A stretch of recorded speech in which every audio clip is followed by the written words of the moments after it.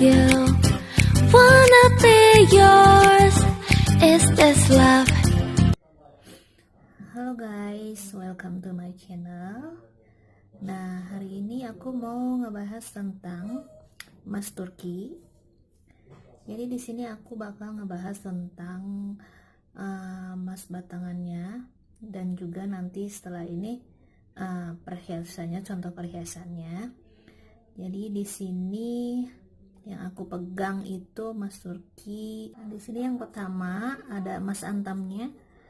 Ini emas antamnya di sini kadarnya 995%. Jadi seperti ini. Kotaknya nggak terlalu besar, kecil, dan ini lain-lain. Mereknya seperti kayak di Indonesia. Dan di sini juga yang paling kecil 0,5 gram ada. Jadi seperti ini ya. Jadi ke 99,5% kadarnya. Nah, di Turki sendiri emas lempengan seperti ini, dan ini pure gold ya. Nah, ini nggak keras, bisa kita lentur kayak gitu. Ini juga dijual belikan seperti ini, lempengan yang nggak rata juga. Ini bisa, kalau di Turki bisa diperjualbelikan. Dan sebenarnya kayak gini dan seperti ini yang sudah ada barcode-nya, yang sudah dicetak kayak gini, lebih murah beli yang seperti ini.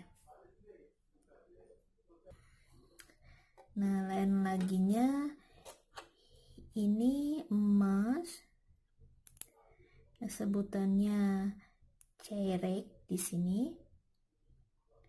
Nah, ini emas 22 karat, dan ini beratnya 1,75 gram.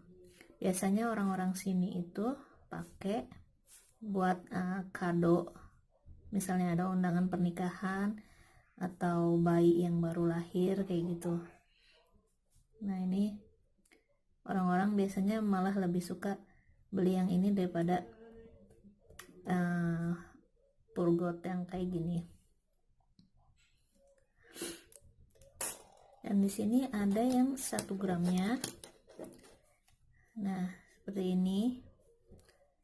Di sini ada tulisannya 1 gram 22 ayar. 22 ayar itu artinya ayar itu karat ya. Nah, ini gambar benderanya, dan di sini ada barcode-nya juga udah dicetak. Nah, jadi ini seperti ini. Nah, transaksi di Turki sendiri, transaksi emas itu tidak memerlukan surat. Jadi kalau di Indonesia kan surat itu sangat penting ya buat jual beli emas. Jadi kalau di Turki mereka nggak butuh surat, nggak butuh nota kayak gitu. Yang penting asli itu emas, dan dicek kadarnya berapa, karatnya juga berapa. Juga saat kalian jual kembali itu dibeli dengan harga sekarang, seharusnya seperti itu. Di sini jadi kayak yang tadi, çeyrek tadi, jadi bisa dibikin gelang kayak gini, dipakai gelang. Jadi mereka ngehias pakai seperti ini. Jadi ya, misalnya kalian beli ini ya harga ini, dan ini tentu saja nggak ditimbang ya. Jadi harga cuma ditambah aksesorisnya berapa, seperti itu. Ini contohnya.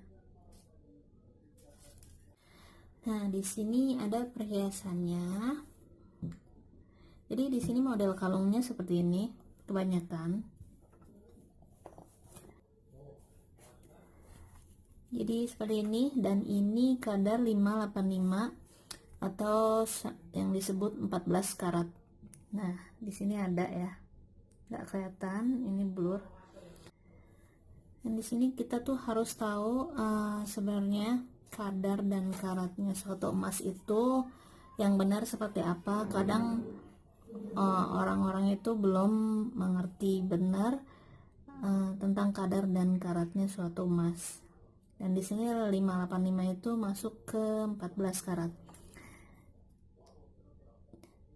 Kalau ditanya apa bedanya emas di Turki sama emas di Indonesia, itu sama aja sebenarnya. Ya mungkin kalau di Turki itu modelnya lebih lucu-lucu dan dia itu ada aja modelnya. Dan di sini orang-orang kebanyakan suka yang kadar 585. Terus ada nggak yang kadar lain? Yang kadar lain ada, dan ini nggak semuanya talinya seperti ini. Ada yang 22 karat juga, ada yang di atas itu, tapi kebanyakan orang sini sukanya yang 585. Jadi seperti ini model-modelnya. Dan di sini ada cincinnya. Dan di sini kelebihannya mungkin batunya lebih bersinar. Di sini zircon.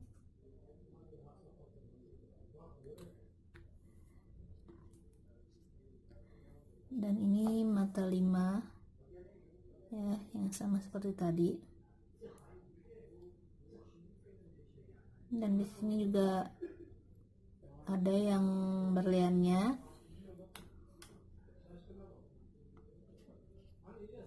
Ini juga sama di kadar 585. Nah, jadi ini contohnya ya. Ini contoh cincinnya. Ada nggak kayak yang di bawah 585? Kayak 375 sebenarnya ada, tapi cuma sedikit. Ya, jadi di sini kebanyakan yang 585. Nah, kalau ditanya sebenarnya mahal mana emas Turki sama emas Indonesia, yang sebenarnya mereka juga pakai harga emas dunia, dan tapi itu belum masuk ke harga toko ya, harga toko masing-masing, dan jatuhnya lebih mahal di Turki. Kenapa? Karena misalnya orang Indonesia beli itu, sebenarnya di Turki itu transaksi jual beli nggak pakai surat. Jadi misalnya beli, kita kena pajak. Misalnya kita mau pakai surat bisa, tapi kita bakal kena pajak.